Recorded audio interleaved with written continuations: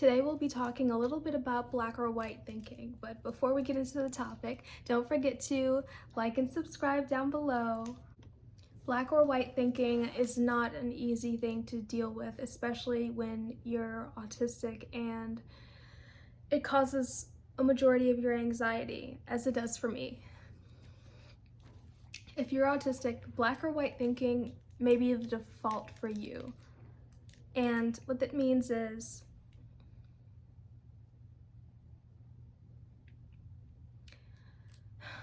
it can sometimes be difficult to understand and accept all of the details of the situation, the things that truly make it what it is. With black or white thinking, you don't have the entire picture. It's either black or white. Sometimes you may think that a friend does something and you don't like it, and they don't care about you at all. Or sometimes you may feel that they love you so much, and that is a situation of black or white thinking. Similarly in relationships, like romantic relationships, for example. Now this is particularly interesting because black or white thinking can be the default for you if you're a person on the autism spectrum. It's a gift, and when left unchecked, a curse. It's nice to have because it cuts to the chase, and in case you haven't noticed, I'm sure you have by now, if you know that you're on the autism spectrum or are at least questioning it, that someone may call you blunt or too aggressive, or maybe too to the point, because you aren't filtering your black or white thinking, i.e. you're not making it comfortable enough for the neurotypical palate, or maybe for other people's feelings in general, which is something that you should consider if you want to not hurt people's feelings. But black or white thinking can look like classifying people. For example, you think of a person and you think this person is a good person or this person is a bad person. And so for me, for example, I know that I would, if I categorize someone as a bad person, I would immediately make a plan in my head to deal with that person, because if they're a bad person, are they in your life? Do you need to set boundaries? Because you don't want to get hurt again, and that's the fear, isn't it? Is getting hurt. So if you can, try not to let your fear overtake your black or white thinking, and now that you know that you have it, that's already half the battle. Because acknowledging that you take part in black or white thinking is to acknowledge that you don't have all of the facets and details. Also, you might learn something about yourself, because if you categorize someone as a good person or a bad person, you probably can think of specific criteria for which you think are good and bad traits. And what does that mean about you? Like, who taught you that? Where did you learn it? Blah, blah, blah. All the childhood trauma stuff. It can even affect your self-esteem. For example, I am brilliant, or I am a complete and utter failure. I have to finish all the things on my list, or I might as well have not even bothered. And sometimes these black or white thinking patterns cause you to struggle with perfectionism, or maybe perfectionism with the black or white thinking. I'm not really sure. I'm not a psychologist, but I do feel that they are strongly related, because I noticed that when I'm trying to start a task, and it's a bigger task, something I'm realistically going to have to work at for a couple of days, I sometimes procrastinate because I am worried that I won't get it done, or I won't get it done soon enough, and then if I don't get it done as quick as I think I'm supposed to, I get disappointed, like, oh, I failed, when that's really not the truth.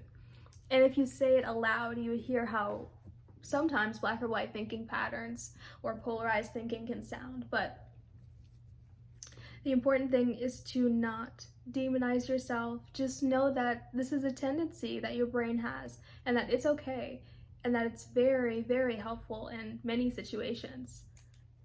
The truth is that large tasks take time, and you have to accept that. It's a simple fact. If I had put in just a little bit of time every day, I could have ended up with something incredible. But if I rush myself in one afternoon and expect myself to get it done start to finish perfectly, I'm going to get burnt out, and then I'll be thinking about the next time I try to complete a task like that and procrastinate even more. So, just the next time you think about completing a task, be mindful of your black or white thinking and understand that a little bit every day can be your best friend. I know that's easier said than done, especially if you have ADHD. But if you're into a routine and structure like I am, you can add a little bit, even just a few minutes of what you want to accomplish every day, and it will just add up faster than you can even imagine.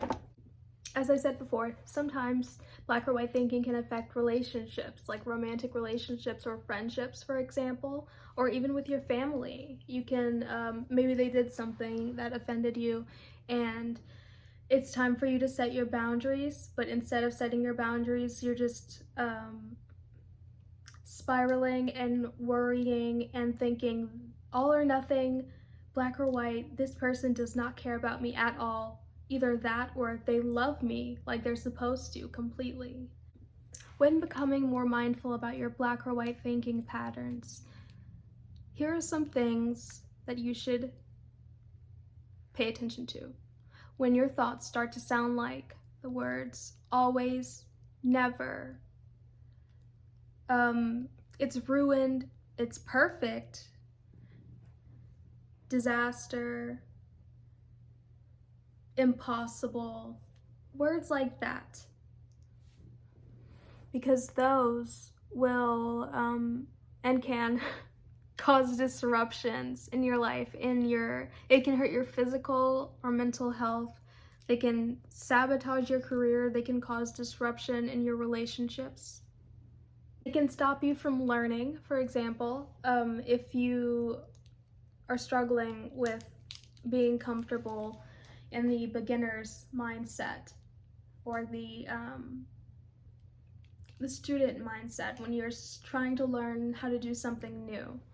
And instead of trying to figure it out, you're stuck in your head thinking, oh no, I can't do this at all.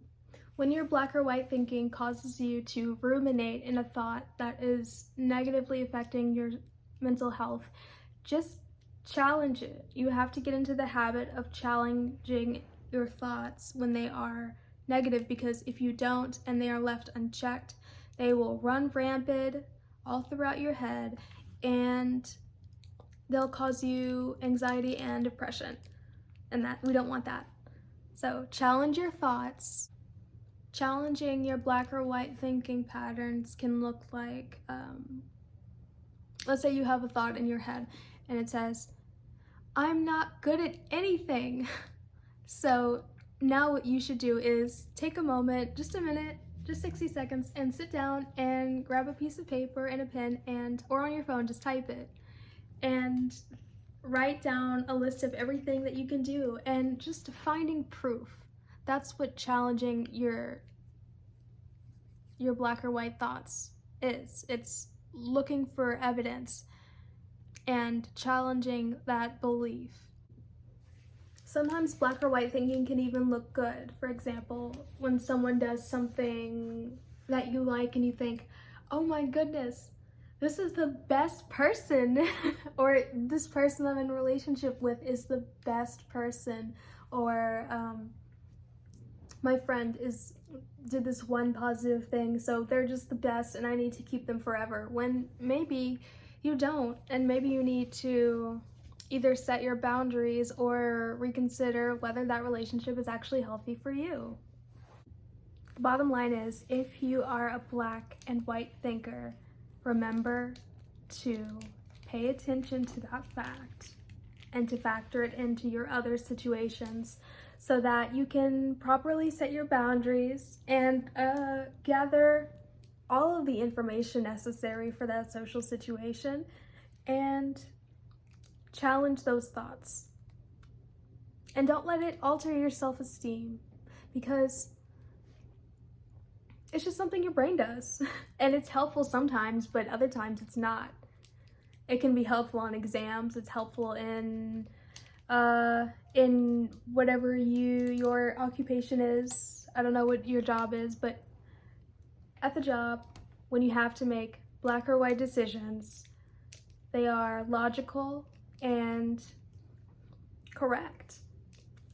So it's good sometimes. A lot of autistic traits are that way, I notice. They can be incredible or horrible. And that's one of those aspects. Video over. Bye.